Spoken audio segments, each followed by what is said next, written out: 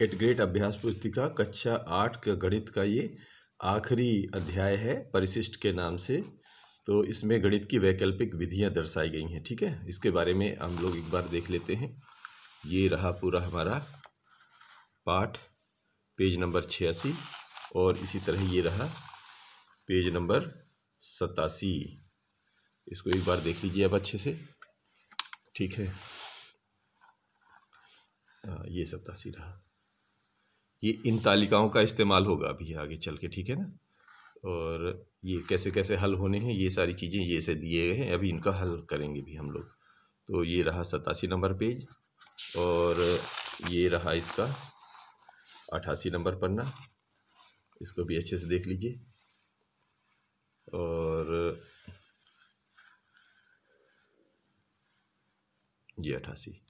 अब ये रहा 89 नंबर का पन्ना। ये रहा ये 89 नंबर। अब यहीं से शुरुआत हो जाती है इसकी। तो इसमें दिए शुरू कर देते हैं कि प्रश्नों को पढ़कर दिए गए विकल्पों में से सही उत्तर चुनकर लिखिए और सामने दिए गए घेरे को भरिए। तो देखो जी, संख्या, इकाई, दहाई, सैकड़ा, हजार, 10,000, लाख, 9,12,673 के घनमूल का इकाई अंक। घनमूल का इकाई अंक देखो 3, उधर अब आप ग्राफ में पढ़ चुके हैं। इधर जहाँ 3 होगा, है ना, ये तो वर्ग का। इसी तरह इसका एक घनमूल का भी, इसमें घनमूल का नहीं दिया, आपकी किताब में दिया है। उसमें जहाँ 3 होगा उसका जो इकाई अंक होता है, यानी घनमूल का घन संख्या 3 है तो उसका इकाई अंक 7 पर जाता है। ठीक है जी। तो यहाँ पर जो 7 है वो यहाँ पर सी में दर्शाया गया है, तो सी में आप गोला लगा लीजिए। ठीक है। और इसी तरह इसका दूसरा है संख्या 4,356 के वर्गमूल का इकाई अंक। देखो जिसका, अच्छा वर्गमूल वाला तो यहीं पर लिखा हुआ है, यहाँ पर जहाँ 4 और 6 वाला है तो वो कहाँ पर जाएगा, 4 या 6 पर जाता है। ये देखिए कहाँ पर जाता है, ये इसका तो दिया है, उसका किताब से देख लेंगे। तो 6 जिसके इकाई अंक पर हो तो वर्गमूल की संख्या 4 या 6 हो जाती है, यही भर देना है यहाँ पर। तो देखिए इकाई अंक पर इसका वर्ग संख्या कितनी, 6 है, तो वर्गमूल का इकाई अंक 4 या 6 आएगा। ठीक है, ये ए पर दिया गया है। इसी तरह बी दिया है, बी संख्या 7,403 का बीजांक होगा। बीजांक का मतलब होता है इन सबको जोड़ देना है। ऐसे 7 में 4 जोड़ा, फिर 0 को भी जोड़ा, 3 को, सब जोड़ दिया 14। लेकिन अभी भी जब तक एक अंक में न चला जाए तब तक वो बीजांक नहीं कहलाता। तो 1 और 4 को फिर जोड़ दीजिए तो 5 आ गया। 5 किस पर है, डी पर। तो इस तरह ये बीजांक हमारा 5 हो गया। चौथा नंबर प्रश्न ये कह रहे हैं कि स्वामी भारती कृष्ण तीर्थ का जन्म किस राज्य में हुआ था। तो स्वामी भारती कृष्ण तीर्थ का जन्म तमिलनाडु में हुआ था। ठीक है, तमिलनाडु प्रांत के किसी जगह में हुआ था। ठीक है ना, तो तमिलनाडु में था, लिखना है आपको। सबसे छोटी रामानुजन संख्या क्या है, संख्या है इनमें जो रामानुजन संख्या थी वो सबसे छोटी थी 1729। इसका मतलब क्या होता है, इसका मतलब ये होता है कि इस संख्या को दो अलग अलग घनों के योग के रूप में लिखा जा सकता है। जैसे इसमें 10 का घन और 9 का घन करेंगे तो ये संख्या प्राप्त होगी। इसी तरह इसका घन, 12 का घन और 1 का घन करेंगे तो ये संख्या प्राप्त हो जाती है। ये संख्या रामानुजन संख्या कहलाती है। देखो दरअसल क्या हुआ था कि इसके बारे में, ये संख्या का नाम क्यों पड़ गया। एक बार कोई सज्जन फॉरेनर थे, उनके शायद कोई मित्र थे, वो मिलने आए थे रामानुजन जी से घर पर। तो जिस स्कूटर से आए तो वो उन्होंने देखा कि वो स्कूटर का था या टेम्पो का नंबर था, वो 1729 था। और तो वो खड़ा वहाँ पर था, तो उन्होंने बोले यार ये नंबर कुछ ऐसा है, इसका कोई हिसाब किताब भी नहीं हो सकता था। अब रामानुजन जी तो जो गणितज्ञ थे, उन्होंने बोला यार ऐसा कैसे बोल दिया। उन्होंने दिमाग लगाया और फट से 2 मिनट के अंदर बताया, नहीं जी ये इसका मतलब है, इसका मतलब है ये 2 घनों के योग के रूप में लिखा जा सकता है। तो 2 अलग अलग घन उन्होंने तुरंत निकाल के बता दिए, और तब से इस संख्या का नाम पड़ गया रामानुजन संख्या। अभी ध्यान रहेगा ना, यानी सबसे छोटी रामानुजन संख्या कौन सी है, 1729। फिर उन्होंने और अलग अलग संख्याएं भी बताई, तो ये सबसे छोटी संख्या है। ठीक है जी। अब लेते हैं 6वां नंबर। सूत्र एकाधिकेन पूर्वेण के प्रयोग से 85 का वर्ग का मान ज्ञात करिए। तो एकाधिकेन पूर्वेण का जो काम होता है वो इस तरह होता है। उत्तर का बायां भाग लिखना पड़ता है। इसमें क्या करते हैं, दहाई का इकाई अंक और दहाई के इकाई अंक का एक ज़्यादा लेते हैं। तो दहाई कहाँ है, इकाई और दहाई, 85 गुणे 85 लिख लिया इधर। तो 8 का एकाधिक यानी 8 से एक बड़ा 9, तो 8 9 72, इधर का मान 72 आ गया। और 5 जो ये होता है दायां भाग यानी इकाई का भाग होता है वो 5 का 25, ठीक है ना। तो ये हो गया 72 25, ठीक है। दायां इधर कहलाएगा, बायां इधर कहलाएगा, ठीक है। तो इधर का हो जाएगा 5 का वर्ग 25, ठीक है। ऐसे इस तरह इसका एकाधिकेन पूर्वेण से निकाल देते हैं।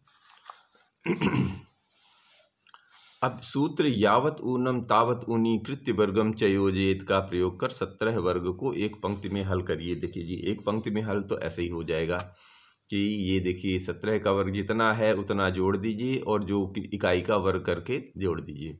तो 17 में 7 जोड़ा और 7 का वर्ग 49। तो ये जो 2 अंक का नहीं लिखते हैं तो एक अंक इधर, ये आगे इधर जुड़ जाएगा। तो 289, 4 और 4 8 हो जाएंगे। तो ये कहलाता है यावत ऊनम तावत ऊनी कृत्य वर्गम च योजयेत। इस तरह इसका हल करना पड़ता है। अब ले लेते हैं 8वां नंबर। इसमें दिया है सूत्र एक न्यूनेन पूर्वेण के प्रयोग से 99 का वर्ग ज्ञात करना है। तो देखिए 99 लिख लिया।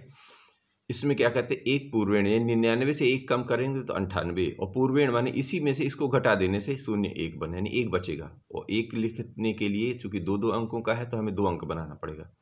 तो 1 को हम 0 1 लिख देते हैं और 99 में से 1 कम किया तो ये 98 हो गया। तो 98 0 1 ये एक न्यूनेन पूर्वेण के प्रयोग से वर्ग ज्ञात हो गया। ये सब वैकल्पिक विधियां हैं, ध्यान रखना है आपको। चलिए अब 9वां नंबर लीजिए। 9वां नंबर ये कह रहे हैं कि 41 का वर्ग द्वंद्व योग विधि से। द्वंद्व योग कैसे होता है, इसमें सबसे पहले समूहन बनाए, जोड़ी बनाए जाते हैं। तो 41 का जो वर्ग निकालने के लिए पहले इसको लेंगे, फिर इन दोनों को लेंगे, फिर किनारे का लेंगे। तो ये 4 बन गया, 41 और 21 समूह बन गए। अब इधर से हल किया जाता है। इसका वर्ग इन दोनों का गुणा करके 2 का गुणा और इसका वर्ग, बस इसको रख दीजिए। 1 का वर्ग 1, 4 दूनी 8 और 4 चौके 16, और सबके अलग अलग जो पॉइंट हैं उन सबको एक साथ लिख दीजिए। ये बन गया 1681। यही द्वंद्व योग कहलाता है। 10वां नंबर कह रहे हैं कि 289 का वर्गमूल विलोकनम विधि से ज्ञात कीजिए, क्रिया विधि भी लिखिए। अब इसमें क्रिया विधि भी लिखना है। तो 289 को हम इस तरह लिख सकते हैं 0 2 8 9। आपने अभी पढ़ा होगा कि इसके जोड़े बना बना के लिखे जाते हैं ना वर्गमूल निकालने के लिए। तो 2 जोड़े बनेंगे हमारा, एक इधर एक इधर। अब 2 का हमने पास कुछ तो है नहीं, तो हमने इस पर 0 और लगा लिया, जिससे बराबर बराबर जोड़े दिखने लगे। अब ये जोड़ा देखेंगे 9 किससे आता है इस वर्गमूल में। देखिए ये जो बनेगा ऐसे बनेगा कि इस वर्गमूल में 2 अंक हैं, एक इससे निकलेगा एक इधर वाले से निकलेगा। अब इकाई अंक में 9 है तो 9 किससे आता है, आप उसमें वर्गमूल के अंक में देखेंगे तो या तो 3 आता है या 7 आता है। 3 और 7 किससे बनेंगे अभी समझेंगे।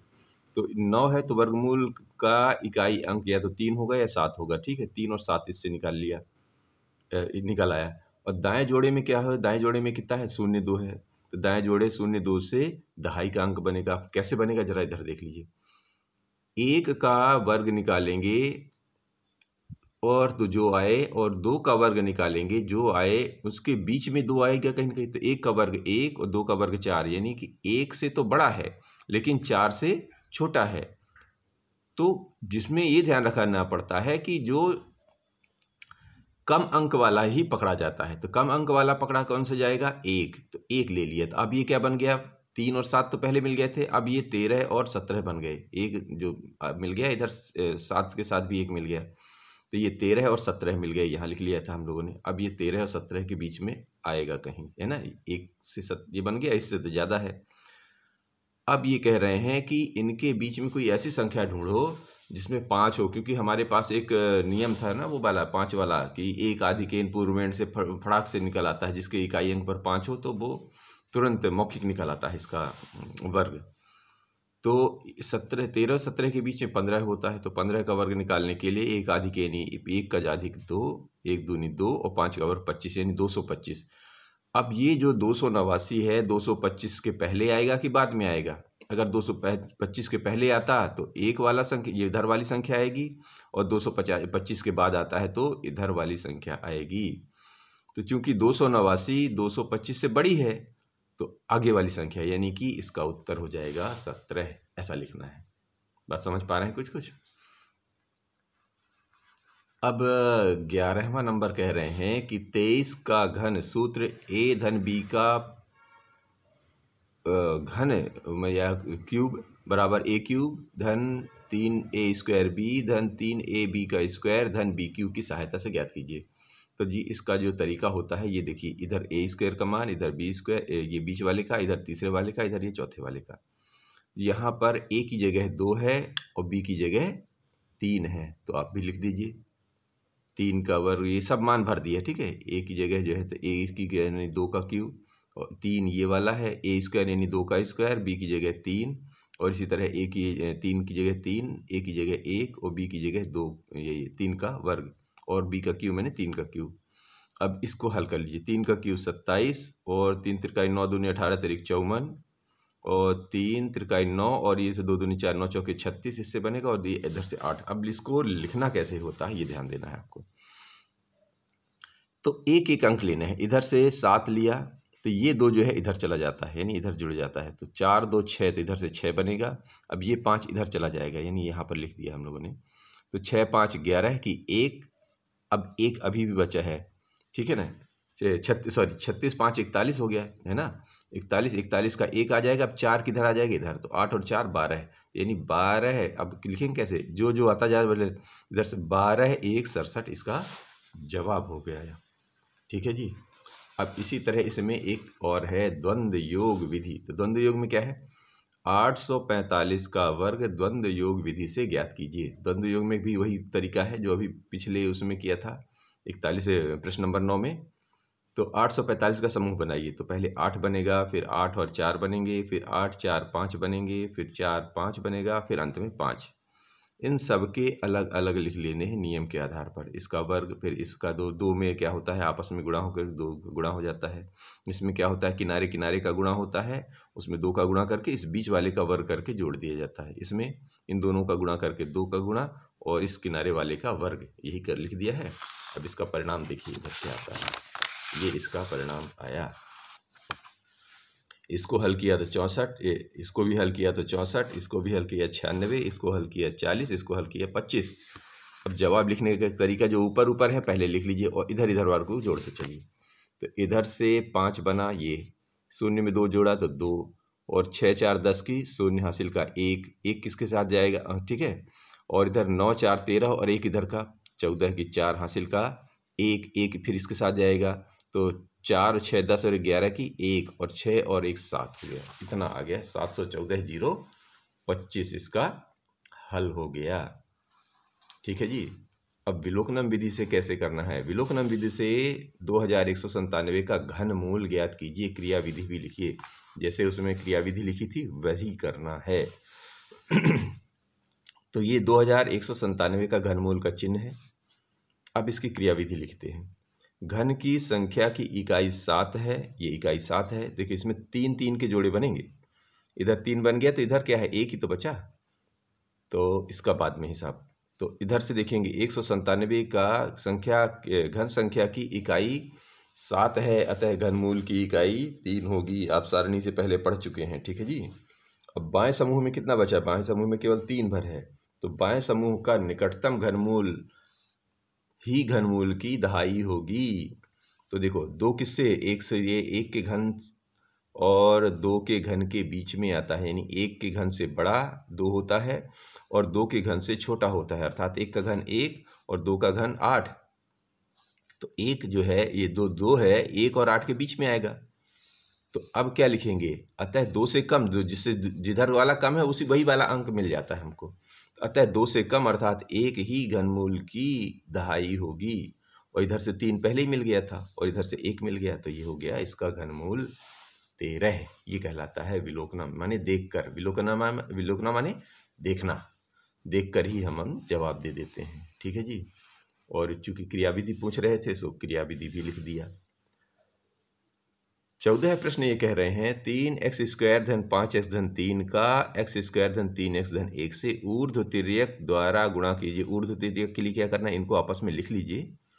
ऊर्ध्व तिर्यक में पहले इसका इससे, फिर क्या करना पड़ता है, दो लोगों का गुणा करना पड़ता है, फिर इन दोनों का ऐसे किनारे किनारे का गुणा करके इन दोनों का गुणा वर्ग करके जोड़ देते हैं, फिर इन दोनों का गुणा कर अंत में इसका गुणा कर लिया जाता है और उसको जैसा जैसा संख्या आए वैसा रखते चले जाते हैं। ठीक है जी। ये देखो जी, ये कैसे बना था, इसका वर्ग तो ये 3 की घाते 4 बन गया। इसका इसमें गुणा किया, इसका इसमें गुणा किया तो ये बन गया।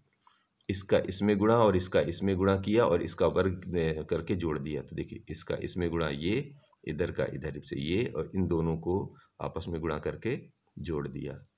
फिर ये खत्म होता है तो इसका इससे गुणा ये बन गया, इसका इससे गुणा तो ये बन गया, और इन दोनों का अंत में गुणा करने यहाँ पर ये बनता है। बस ठीक, यहीं से हल करना है, क्योंकि जो अंक वाला होता तो इधर चलते, अब ये घात वाले हैं तो अपन को इधर से चलना पड़ेगा। कैसे, ये इसके में कौन सी चिन्ह आएंगी ये देखना। ये तो ये वही आ गया, इन दोनों को हल करके चिन्ह देखने हैं। तो 9 5 14 है, क्योंकि ये पूरा धनात्मक आ रहा है तो यहाँ पे धन हो सकता है, अगर कोई ऋणात्मक आएगा तो यही चिन्ह यहीं बदलेंगे।